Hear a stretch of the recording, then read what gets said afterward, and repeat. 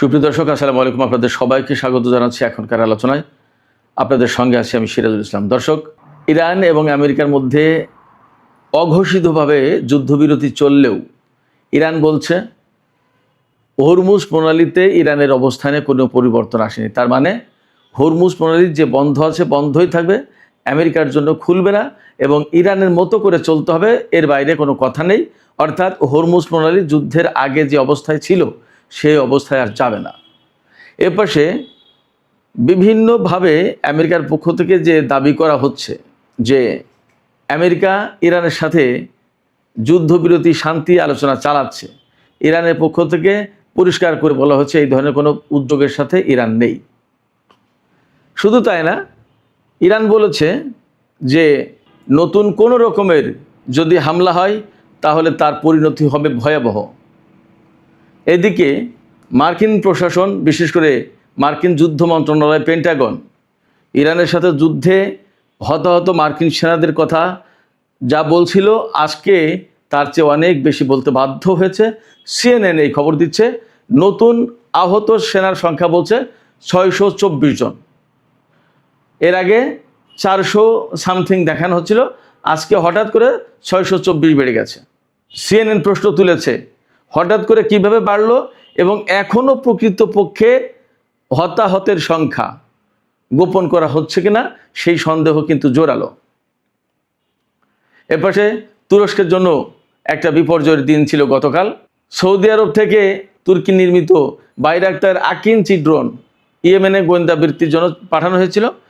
ইয়েমেনিরা একেবারে সাধারণভাবে সেই ড্রোন ভূপাতিত করেছে, যে ড্রোনের দাম 25 থেকে 30 মিলিয়ন ডলার, অনেক অনেক টাকার দাম।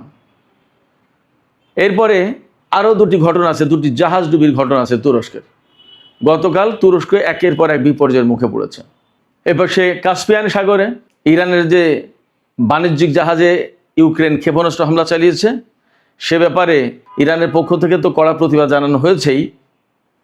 কাস্পিয়ান সাগর তীরবর্তী তুর্কমেনিস্তান, তাদের পক্ষ থেকে প্রতিবাদ জানিয়ে বলা হয়েছে কাস্পিয়ান সাগর শান্তি, সম্প্রীতি আর ভ্রাতৃপ্রতিম প্রতিবেশী দেশের এই সাগর, এখানে এই ধরনের হামলা গ্রহণযোগ্য না।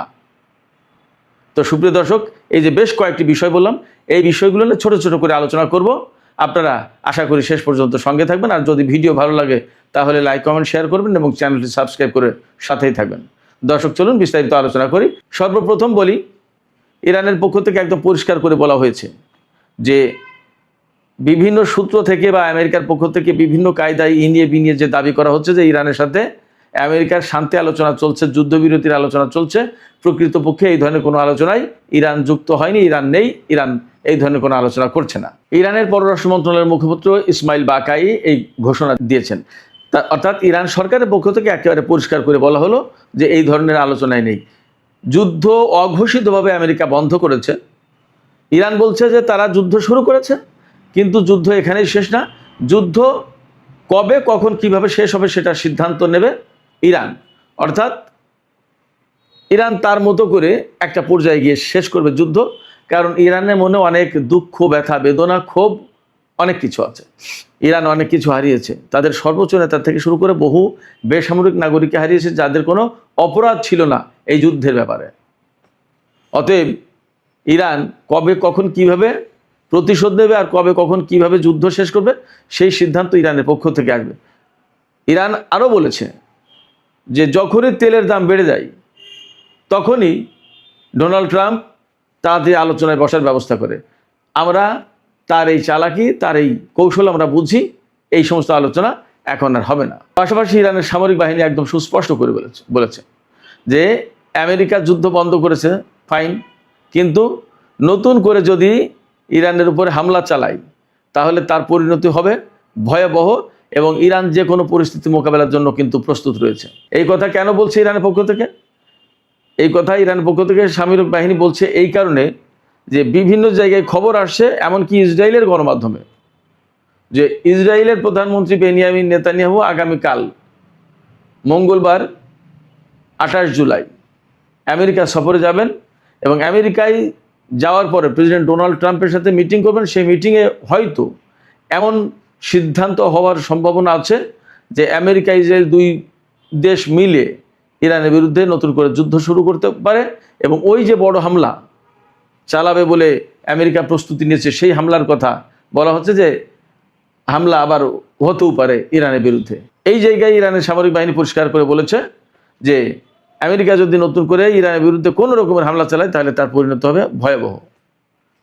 এদিকে মার্কিন প্রেসিডেন্ট ডোনাল্ড ট্রাম্প বলেছেন যে আমেরিকার হাতে অস্ত্র ব্যাপকভাবে কমে গেছে, ক্ষেপণাস্ত্র কমে গেছে বলে যে সমস্ত কথাবার্তা বলা হচ্ছে, রিপোর্ট বেরিয়েছে, এগুলো ঠিক না, ভুল। আমাদের হাতে প্রচুর পরিমাণে এবং যথেষ্ট পরিমাণে অস্ত্র সমস্ত সব কিছু আছে। তিনি এই রকম দাবি করেছেন যে আমেরিকার হাতে যে পরিমাণ অস্ত্র, গোলাবারুদ এবং ক্ষেপণাস্ত্র আছে পৃথিবীর কোনো দেশের কাছে তা নেই। অথচ খুবই বাস্তব কথা হচ্ছে যে ভারত মহাসাগর থেকে মার্কিন যুদ্ধ জাহাজ ক্ষেপণাস্ত্র ছুটতে পারছে না, তাদের হাতে ক্ষেপণাস্ত্র নেই। শুধু তাই না, কুয়েতের আকাশে ইরানের ড্রোন দীর্ঘক্ষণ উড়াউড়ি করেছে, সেই ড্রোনকে ভূপাতিত করতে পারেনি, ক্ষেপণাস্ত্র নেই। আরও একটা প্রমাণ, পারস্য উপসাগরের মার্কিন জাহাজের উপর দিয়ে ধারে কাছ দিয়ে ইরান ফ্যান্টম বিমান দিয়ে টহল দিয়েছে পারস্য উপসাগরে। সেই বিমানের দিকে আমেরিকা কোনো গুলি ছোড়েনি, কোনো ক্ষেপণাস্ত্র ছোড়েনি। অথচ কথাটা কিন্তু অন্যরকম ছিল। এবং অনেক জায়গায় রিপোর্ট বেরিয়েছে যে কাতারের আল উদেইদ ঘাঁটি এবং সংযুক্ত আরব আমিরাতের আল জাফরা ঘাঁটি খালি করে দিয়েছে, এখান থেকে বিমান এবং সেনাদেরকে সরিয়ে নিয়েছে আমেরিকা। শুধু তাই না, জর্ডানের কয়েকটা ঘাঁটি এরকম ভাবে খালি করেছে বলে রিপোর্ট বেরিয়েছে। এখন মার্কিন প্রেসিডেন্ট ডোনাল্ড ট্রাম্প এই মুহূর্তে বলতেই পারেন, কারণ তিনি যেহেতু কমান্ডার ইন চিফ, তার দেশের ভাবমর্যাদা এবং সামরিক অবস্থান ধরে রাখার জন্য তিনি তো কত কথাই বলবেন। কিন্তু সিএনএন বলছে ভিন্ন রিপোর্ট। আজকেই এখনই সিএনএনের ওয়েবসাইটের লিড নিউজ হচ্ছে যে ট্রাম্প মুখে এই সমস্ত কথা বলছেন ঠিকই, কিন্তু তিনি যে কাজ করতে যাচ্ছেন সেই জায়গায়, অর্থাৎ প্রতিটি বাঁকে বাঁকে তার জন্য বিপদ আসছে। যুদ্ধ থেকে বেরিয়ে যাওয়ার কোনো কৌশল তার কাছে নেই। এটা আমার কথা না, এটা মার্কিন গণমাধ্যমের কথা। আর এই যে ক্ষেপণাস্ত্র কমে গেছে, অস্ত্র কমে গেছে, এটা আমি বলছি না, মার্কিন গণমাধ্যমে CNN, new York Times, Wall Street journal, এই সমস্ত বড় বড় বিখ্যাত পত্রিকা তারাই বলেছে। অতএব ডোনাল্ড ট্রাম্পের হাতে বা আমেরিকার হাতে কতটুকু অস্ত্র আছে আর কতটুকু নেই তাদের গণমাধ্যমের খুব ভালো করে জানার কথা। তাদের গণমাধ্যমে এই যুদ্ধের ব্যাপারে যে সমস্ত কথাবার্তা বলেছে তার অনেক কিছুই তো ঠিক। যেমন এই যে হতাহতের কথা, মার্কিন গণমাধ্যমে বহুদিন ধরে সন্দেহ প্রকাশ করে আসছে। তারা বলছে যে পেন্টাগন বা যুদ্ধমন্ত্রী পিট হেগসেথ যে বলছে এতজন সেনা নিহত হয়েছে আর এতজন আহত হয়েছে, কিন্তু প্রকৃত সংখ্যা, হতাহতের সংখ্যা এর চেয়ে আরও অনেক বেশি। এখন আজকে যে তারা নতুন করে আপডেট করলো হতাহতের সংখ্যা, তাতে বলেছে নিহত 18 জন আর আহত 624 জন। কিন্তু সিএনএন এখানে বলছে যে এই সন্দেহ ব্যাপক জোরালো, যে এই সংখ্যা আরও বেশি হবে প্রকৃত সংখ্যা। এখন এখানে আমি আর একটা প্রশ্ন তুলে দিই, যখন 624 জন আহত তখন মাত্র কি 18 জন নিহত হয়? বহু গণমাধ্যমে এবং সামাজিক মাধ্যমে আমেরিকার এই হতাহত অর্থাৎ নিহত এবং আহত মার্কিন সেনা সংখ্যা কমিয়ে বলছে। এই ব্যাপারে তারা সন্দেহ প্রকাশ করেছে, এবং তাদের সন্দেহ তো অমূলক নয় যে আজকে হঠাৎ করে এতজন বেড়ে গেল কী করে আহত সেনার সংখ্যা। অনেক তথ্য আছে, যে তথ্য আসলে আমেরিকা গোপন করছে। তাদের পরিস্থিতি আসলে যথেষ্ট নাজুক। এখন ইসরায়েলি প্রধানমন্ত্রী নেতানিয়াহু আমেরিকায় যাওয়ার পরে যদি ইরানের বিরুদ্ধে নতুন করে হামলা এবং বড় যুদ্ধ শুরু করার চিন্তা করতেই পারে, এবং এমন আশঙ্কা কিন্তু কম না। যদি করে তাহলে পরিস্থিতি আসলে খারাপ হবে। এবং আমি সবসময় বলছি, মধ্যপ্রাচ্যের যে পরিস্থিতি আমেরিকার, তাতে সম্ভবত তাদের আর এই সমস্ত ঘাঁটিতে টিকে থাকার অবস্থা নেই। এরপরেও যদি তারা নতুন করে যুদ্ধ শুরু করে তাহলে যথেষ্ট আশঙ্কা আছে আমেরিকার ঘাঁটিগুলোর আরও খারাপ অবস্থা, এবং একদম মানে পতন বলতে যা বোঝায় তাই হওয়ার আশঙ্কা আছে। এটা আমার ব্যক্তিগত বিশ্লেষণে আসে। ইরান আরেকটি ঘোষণা দিয়েছে যে হরমুজ প্রণালীতে ইরানের যে অবস্থান ছিল তাই আছে, এতে পরিবর্তন হচ্ছে না। অর্থাৎ ইরান বলেছে কি, যে হরমুজ প্রণালী আমাদের, এটা আমরা ম্যানেজমেন্টের দায়িত্বে থাকবো, টোল নেব কি নেব না সেটা আমরা সিদ্ধান্ত নেব, কোন পথে জাহাজ চলাচল করবে সেটা আমরা ঠিক করে দেবো, এর বাইরে কোনো কথা হবে না, এখানে কর্তৃত্ব নেতৃত্ব আমাদের হাতে থাকবে। এই জায়গা থেকে ইরান সরেনি, বলছে যে আমাদের অবস্থান ঠিক আছে। এবং হরমুজ প্রণালী একেবারে নির্দ্বিধায় সবাই যাতায়াত করতে পারবে, গড়ের মাঠ, ওপেন টু অল, নো, এরকম থাকবে না। বলেছে যে যুদ্ধের আগে হরমুজ প্রণালী যেমন ছিল তেমন আর কখনো কোনো দিন হবে না। এবং এখানে কার জাহাজ যাবে, কোন জাহাজ কত টোলে যাবে, কোন পথে যাবে, সমস্ত সবকিছু ইরান নির্ধারণ করবে বলছে। সাম্প্রতিক দিনের যে যুদ্ধটা, এই যুদ্ধটা কিন্তু বেসিক্যালি হরমুজকে কেন্দ্র করে। হরমুজ প্রণালী দিয়ে ইরান বলেছে যে এই রুটে জাহাজ চলাচল করবে, আর আমেরিকা বলছে যে না, এই আর একটা ওমান উপকূলের দিক দিয়ে একটা রুট বলছে যে এই রুটেও জাহাজ চলাচল করবে। সেখানে মাইন পেতে রেখেছে ইরান। গেলে জাহাজ গেলে কোনোটা মাইনে বিস্ফোরণ হচ্ছে, আর কোনোটার উপর ইরান হামলা চালাচ্ছে, ক্ষেপণাস্ত্র হামলা, ড্রোন হামলা। আমেরিকা সে সমস্ত জাহাজের নিরাপত্তা দিতে পারছে না। ফলে হরমুজ প্রণালী কোনো মতেই সিকিউর না। এখন ইরানের কথা মতো চললে সিকিউর, না চললে সিকিউর না। ইরান যে পথে চলতে বলছে জাহাজগুলোকে, সেই পথে গেলেই শুধুমাত্র জাহাজ নিরাপদে যাওয়া আসা করতে হচ্ছে, এছাড়া না। অতএব হরমুজ প্রণালী এলাকায় ইরানের কর্তৃত্ব এই মুহূর্তে চ্যালেঞ্জ করে আমেরিকা যে নতুন কিছু একটা করবে, এখনও পর্যন্ত এরকম অবস্থা হয়নি। এরকম অবস্থা হবে কিনা সেটাও একটা প্রশ্ন। এর মধ্যে হরমুজ প্রণালীতে গতকাল তুরস্কের একটি তেলবাহী জাহাজ মাইন বিস্ফোরণে ধ্বংস হয়েছে। এপাশে সৌদি আরবের কাছে তুরস্ক বাইরাক্তার আকিঞ্চি নামে খুব দামি মূল্যবান ড্রোন বিক্রি করেছিল। সেই ড্রোন ইয়েমেনের আকাশে গোয়েন্দা বৃত্তি করতে গেছে আল জাওয়াব প্রদেশে। সেখানে ইয়েমেনের হুতি যোদ্ধারা বা সেনারা তারা খুব সাধারণভাবে সেই ড্রোনকে ভূপাতিত করেছে। এই ড্রোনটার দাম হলো 25 থেকে 30 মিলিয়ন ডলার, তার মানে 2.5 কোটি থেকে 3 কোটি ডলার, অনেক টাকা দাম এবং বেশ বড়। 1500 কেজি বিস্ফোরক বহন করতে পারে এই ড্রোন। 1500 কেজি মানে 1.5 টন, 33.5 মন। আর 24 থেকে 30 ঘন্টায় এক টান আকাশে উঠতে পারে, 40,000 ফুট উচ্চতা, অনেক উপর দিয়ে এই ড্রোন উঠতে পারে। খুব আকারে বড় ড্রোন। সেই ড্রোন ভূপাতিত করেছে। তুরস্কের জন্য এটা একটা সেটব্যাক, একটা দুঃস্বপ্নের দিন, খারাপ সময়।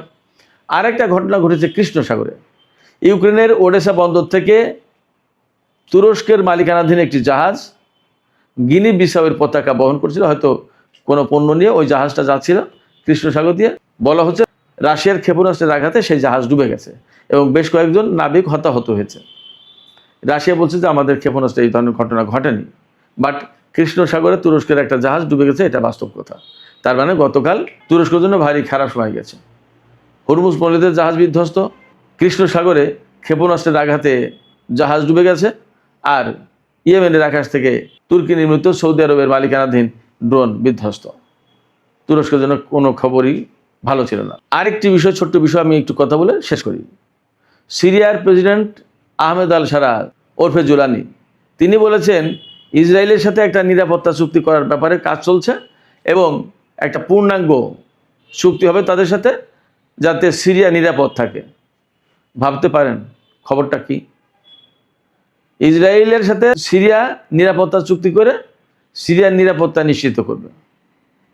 অথচ আরব বিশ্বে একমাত্র দেশ ছিল সিরিয়া যারা ইসরায়েলকে স্বীকৃতি দিয়ে তার সাথে কোনো রকমের সম্পর্ক রাখার ব্যাপারে সবচেয়ে সিরিয়া ছিল। রাখতে চাইতো না, রাখেনি। বাশার আসাদ অথবা তার বাবা হাফেজ আল আসাদ কেউই ইসরায়েলের সাথে সম্পর্ক করেনি। আর তুর্কি সমর্থিত ইসলামপন্থী সরকার ক্ষমতা এসে ইসরায়েলের সাথে এখন পূর্ণাঙ্গ সামরিক এবং নিরাপত্তা চুক্তি করতে যাচ্ছে। বুঝতেই পারেন পরিস্থিতি কোথায়, কতটা দণ্ডদশা হলে এইগুলো করে। এবং তুর্কি সমর্থিত সিরিয়ার সরকার কিন্তু তুরস্ক রাত দিন ইসরায়েলের বিরুদ্ধে যুদ্ধ করে বলে ঘোষণা দেয়। আর তার প্রিয় ভাজন যে তুরস্ক এই আহমেদ আল সারাকে সিরিয়ার ক্ষমতায় বসিয়েছে, তার প্রিয় ভাজন প্রেসিডেন্ট আহমেদ আল সারা ইসরায়েলের সাথে চুক্তি করতে যাচ্ছে। পরিস্থিতি এই। সুপ্রিয় দর্শক, এখনকার আলোচনা এখানে শেষ করতে চাই। আলোচনা শেষের আগে আমি আপনাদের কাছে প্রশ্ন করি, আসলে সিএনএন যে খবর দিচ্ছে হঠাৎ করেই আমেরিকার প্রতিরক্ষা দপ্তর বা যুদ্ধ মন্ত্রণালয় পেন্টাগন তারা বলল যে 624 জন আহত হয়েছে ইরানের সাথে যুদ্ধ করতে গিয়ে, হঠাৎ করে বেড়ে গেল। তারপরেও তারা বলছে যে মার্কিন সেনা যে নিহত হয়েছে এবং আহত হয়েছে এই সংখ্যা এখনও কমিয়ে দেখা হচ্ছে বলে যথেষ্ট সন্দেহ আছে। আপনাদের কি মনে হয়? আপনারাও কি সন্দেহ করেন যে আসলে আমেরিকা কমিয়ে বলছে? আপনাদের মতামত জানিয়ে কমেন্টে লিখতে পারেন। আর ভিডিও ভালো লাগলে লাইক, কমেন্ট, শেয়ার করবেন এবং চ্যানেলটি সাবস্ক্রাইব করে সাথেই থাকবেন। দর্শক, এখনকার আলোচনা এখানে শেষ করতে চাইছি। আপনারা সবাই অনেক অনেক ভালো থাকুন। আল্লাহ হাফেজ।